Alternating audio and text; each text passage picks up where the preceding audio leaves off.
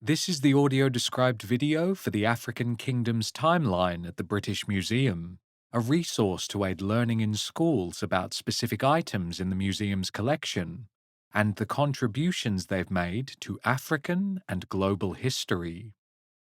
Covering 4000 BC to the present day, the vertical timeline is presented with images of the items, brief descriptions, and extra historical context. We meet Gavin Bennett, creator of the British Library's Black Literature Timeline, The Guardian's Black History Timeline, and the British Museum African Kingdoms Timeline, as he strolls toward the Parthenon-inspired column facade of the British Museum and into the bright, airy atrium.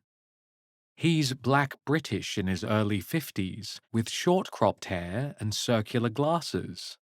He wears a plaid blazer over a woolen turtleneck sweater with block stripes across the torso in blues, reds, yellows, and greens.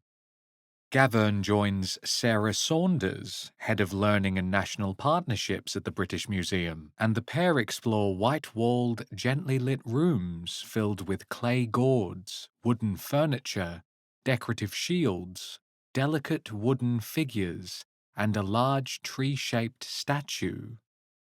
Sarah's white in her early 50s with her shiny black hair in a chin-length bob with a straight fringe. She wears a red blouse under a maroon blazer with a silver hand-shaped pendant on a silver chain. And finally, sitting on grey-scooped chairs in front of locked wooden cases, which are filled with hardback books, archive boxes, and lever arch files visible behind the glass. Gavin interviews two educators. Vishani Naidu is the assistant head teacher at Fulham Cross Academy. She's South African-born British with dark hair worn in a short bob, silver stud earrings and a thin necklace with two small love heart pendants. She wears a mint green blazer over a black top with a black and white floral patterned skirt over black leggings. Rosie Peters is the co-head of Wendell Park Primary School. She's Black British in her early 50s, with black 4C textured shoulder-length hair tied back. She wears a blue blouse dress and black tights, with a light blue floral scarf and a blue strapped smartwatch. Two items are prominently displayed in this film. The first is the Asante stool, made around 1820 to 1950 from what is now Ghana. It's made up of four distinct pieces. A curving plank of wood forms the crescent-shaped seat, held up by two wooden wheels at the front and back, both connected to a thick wooden base. The other item is a cape made from raffia palm fibers and worn by men of the Congo elite between the 13th and 16th centuries. It's a luminous, almost gold cape with a hole for the head and no openings for the arms. It has a zigzag pattern of worked holes designed into it, and the threads at the bottom are tied into two heavy-bound tassels at the sides. A title card, the British Museum African Kingdoms Timeline for Schools. Gavin enters the British Museum. Hello, my name's Gavin Bennett, and I'm here, along with others, to talk about the British Museum's African Kingdoms Timeline. The vertical timeline appears. This is a chronological timeline showing African kingdoms and showing objects from the African kingdoms that are in the British Museum's collection here.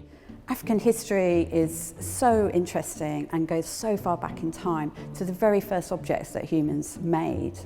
So it's been a real journey of discovery, really getting to do this project and to be able to now share this really incredible, exciting work with schools. Sarah and Gavin explore the collection. This wonderful timeline shows in an immediate way the richness of African kingdoms. African civilizations stretching not just back to the Romans, but much, much further back.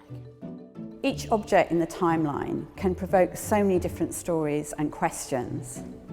They enable us to time travel back into the past. Whilst this timeline only scratches the surface of what you can explore, it will allow you to contextualize not just these kingdoms and civilizations, but other kingdoms and civilizations, and it will make it accessible to everyone.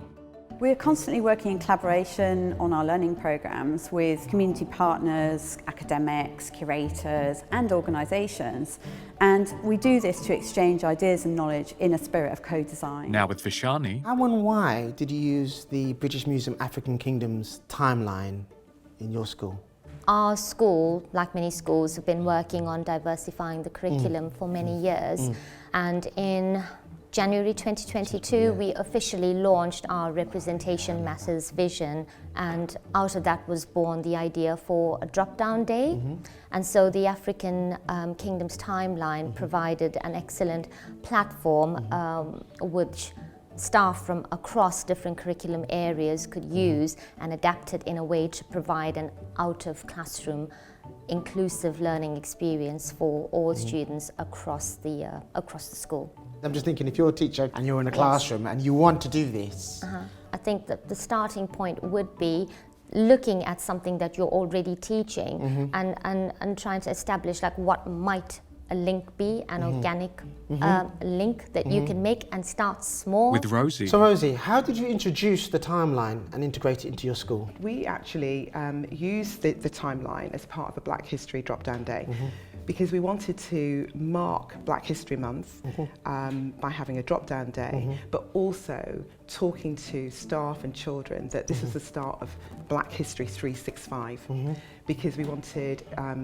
children to know and staff to know that Black History Month is for the whole year, basically. It's not just a month, it's embedded in our curriculum and it's something that should be part and parcel of what the children experience from day to day. We wanted to make sure there was representation in all the subjects. So one of the subjects was art and design, and we looked at Black British designers.